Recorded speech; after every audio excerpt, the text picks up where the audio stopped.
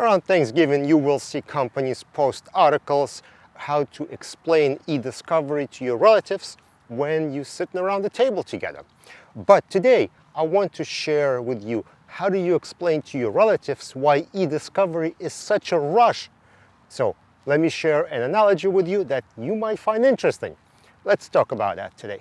I've been working my whole ediscovery career on the vendor side, so today I want to kind of share from that perspective. I'm sure in law firms it's all rush for pretty similar reasons, but I kind of want to take the vendor side of it and do an analogy with cars. Let's imagine I have a repair shop, fixing cars, doing diagnostics here and there, and the customer comes in and says, hey, I have a blown engine in my car. How much would it cost to get it replaced and how long will it take? And you think about it like, all right, well, this make and model, engine so-and-so, it's gonna cost you $15,000 and it's gonna take 5 days. Drop it off, first thing Monday morning as early as possible. That'll give me a whole week.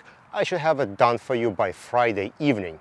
And customer says thank you, and then they go away, and then they come back on like a Wednesday afternoon and they say, okay, here's my car, let's get it down. Now the budget is only like $10,000. You're like, what, 10? No, that's like, it costs 15. He's like, look, no man, there are other people who can do it for 10, so I think the 10,000 is what I can pay you. You either take the job or we can't do it. You're like, all right, fine, all right, I'll do it for 10,000. Okay. And he goes like, yeah, so on Friday, this weekend, I'm going on a road trip. So on Friday, I need it to be done. And you're like, wait, dude, it's Wednesday, like we're at the lunchtime, what are you talking about? And the customer is like, no, I got a trip coming up, it needs to be done, so you start right now so that I can have it Friday. I will come in Friday evening, I gotta pick up the car, and I have to get going right away. And you're like, dude, you giving me like 2.5 days instead of 5 days? You're giving me, $5,000 less. This is unacceptable. And the guy is like, yeah, well, whatever it is, there is a shop across the street. They're going to take the job. If you don't want it, I'm going to go right over to them and they're going to start working on it. And that's kind of how ediscovery is. You have a client that come in with like ridiculous pricing and timing, and they basically demand to get things done on their budget, on their timeline. And if you can't get it done, they'll just go somewhere else because someone else is going to promise them that they're going to do it. Now, that doesn't mean actually going to get it done. And this is where you got crappy choices, You have to either agree or let the person go somewhere else. But the problem is if they go somewhere else and the other vendor is going to get it done, okay, then they'll keep going to them all the time and you basically just lost the client. So you have to agree with whatever terms you were given. And now you probably have to kind of lie and say, yes, I'll get it done. And then maybe you call them up and say, oh, well, what happened is this part was on back order, so you can't have it or something.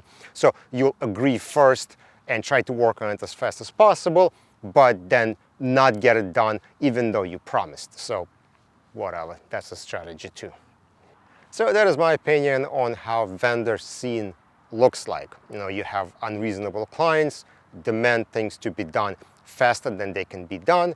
They try to limit how much money they're going to give you, and they're going to rush you all the way through the process. And then they're going to get upset that the quality of work isn't what they wanted it to be.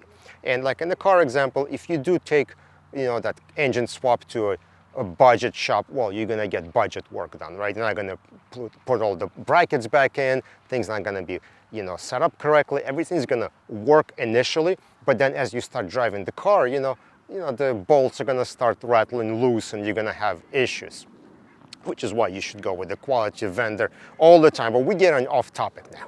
So let me know what you think about my engine swap analogy for ediscovery vendor scene. Do you have a better one? Put it in the comment section below. Don't forget to follow on LinkedIn, subscribe on YouTube, and I will see you on the video.